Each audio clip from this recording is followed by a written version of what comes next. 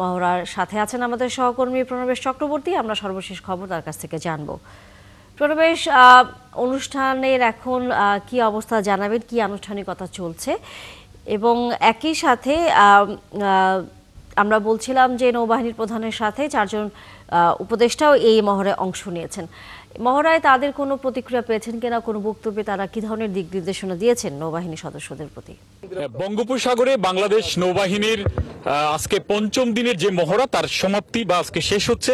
তো আজকে সমাপনী মহড়ায় আমরা দেখতে পাচ্ছি যে এখানে নৌবাহিনীর যে ফ্রিগেট সহ অন্যান্য যুদ্ধ জাহাজ রয়েছে সেগুলো তারা মহড়ায় অংশ নিচ্ছে। আমরা দেখতে পাচ্ছি বঙ্গোপসাগরের মাঝখানে একটি বিপদগ্রস্ত জাহাজ, সেখান থেকে সংকেত পেয়ে নৌবাহিনীর যুদ্ধ জাহাজ এবং তাদের যে স্পিড বোটগুলো রয়েছে স্পেশাল ফোর্সের, সেই স্পেশাল ফোর্স তারা দ্রুত গতির বোটগুলো নিয়ে সেখানে রেস্কিউ করার জন্য জাহাজটিকে সেখানে গেছে। সাথে আমরা দেখতে পাচ্ছি নৌবাহিনীর হেলিকপ্টার রয়েছে, সেখান থেকে তাদের বিশেষায়িত বাহিনী যে কমান্ডোরা আছে তারা কমান্ডো ফোর্স সেখানে এই বিপদগ্রস্ত জাহাজ থেকে সবাইকে উদ্ধার করে এই জাহাজটিকে নিয়ে আসার জন্য যে মহড়া, সেই মহড়াটি এখন বঙ্গোপসাগরের বুকে আমরা দেখতে পাচ্ছি।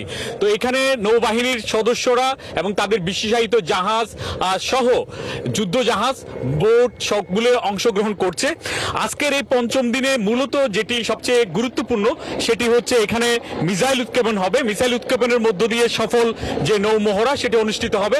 তো আমরা দেখতে পাচ্ছি বঙ্গোপসাগরের মাঝখানে যে কমান্ডো বাহিনী, নৌবাহিনীর তাদের হেলিকপ্টার এবং উদ্ধারকারী যে বোটগুলো সেগুলো বিপদগ্রস্ত, যেখানে অগ্নির একটা সিগন্যাল দেখা যাচ্ছে, তারা সিগন্যাল দিয়েছে যে তাদের এই জাহাজটি বিপদগ্রস্ত, সেখানে উদ্ধার করতে গেছে। সেই মহড়াটি এখন আমরা দেখতে পাচ্ছি বঙ্গোপসাগরের নীল জলরাশির বুকে এই মহড়াটি অনুষ্ঠিত হচ্ছে।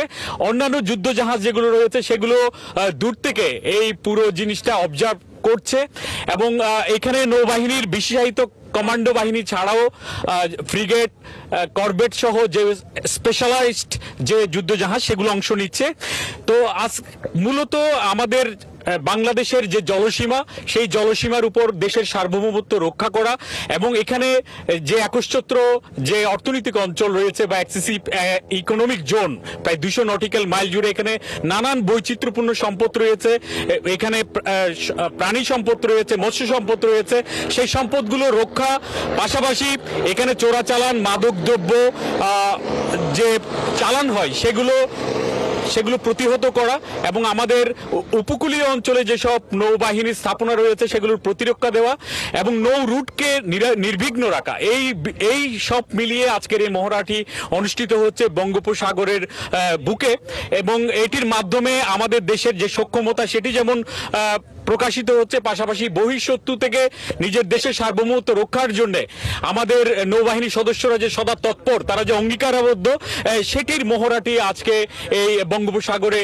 আজকে এই মহড়ার মাধ্যমে সেটি দেখানো হচ্ছে। তো আজকের এই মহড়াটি বিশেষ তাৎপর্যপূর্ণ এই কারণে আজকে সমাপ্তি ঘটছে। এখানে উপদেষ্টারাও উপস্থিত রয়েছেন, পাশাপাশি নৌবাহিনীর প্রধান আজকে এই মহড়ায় উপস্থিত আছেন। তো আজকের এটি ছিল এখন পর্যন্ত নৌবাহিনীর যে আজকে দিনব্যাপী সমাপ্তি মহড়া সেটির সর্বশেষ তথ্য। ধন্যবাদ প্রণবেশ। নিশ্চয়ই আমরা মহড়ার খবর আবারও জানবো পরবর্তীতে আপনার কাছ থেকে। দর্শক, সহকর্মী প্রণবেশ চক্রবর্তী ছিলেন চট্টগ্রাম থেকে।